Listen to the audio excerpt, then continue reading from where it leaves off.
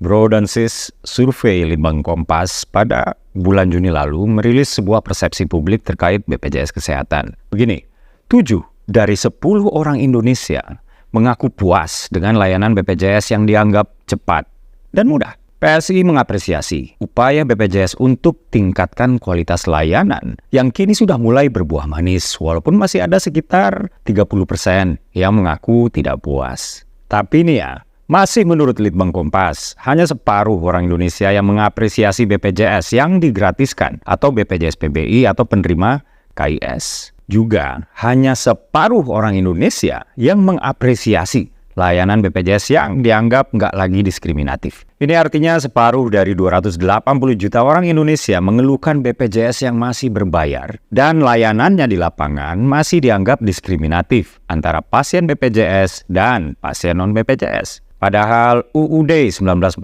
pasal 28H ayat 1 dan ayat 3, juga pasal 34 ayat 2, yang merupakan pijakan konstitusional Undang-Undang Nomor 40 Tahun 2004 tentang Sistem Jaminan Sosial Nasional atau SJSN ya, sudah menjamin bahwa mendapatkan layanan kesehatan adalah hak seluruh rakyat Indonesia tanpa terkecuali. Bukan cuma peserta BPJS, apalagi peserta BPJS yang sudah bayar iuran. Sementara pemenuhan hak rakyat Indonesia terkait hak kesehatan yang masih menurut konstitusi adalah kewajiban negara.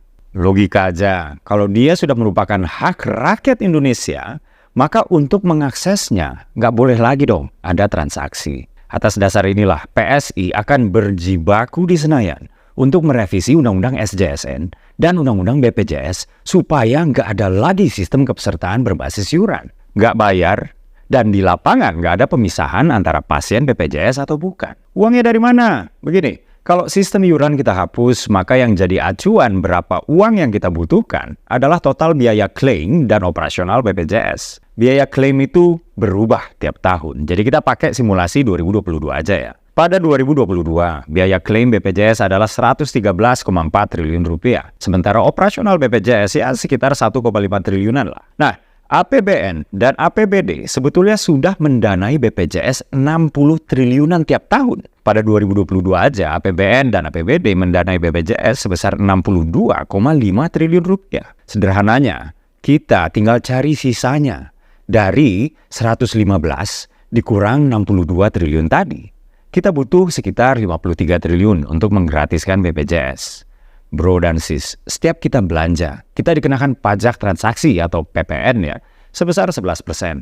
Jadi penerimaan negara dari PPN atau PPNBM pada tahun yang sama, 2022, adalah 687 triliun rupiah. Kita tinggal alokasikan khusus atau earmarking 1% dari 11% PPN atau PPNBM ya, untuk BPJS. Nah, dari sana kita sudah dapat 62 triliun rupiah lebih. Dan itu sudah jauh lebih dari cukup. Bro dan sis, layanan kesehatan gratis ini bukan janji PSI. BPJS gratis ini adalah janji konstitusi. Cita-cita didirikannya bangsa ini oleh para founding fathers kita. PSI hanya berupaya mewujudkan mimpi suci ini. Uangnya ada, pijakan konstitusinya juga jelas. Tinggal kita berani apa enggak. Kita sudah terlalu lama dibuat percaya bahwa kita nggak akan mampu.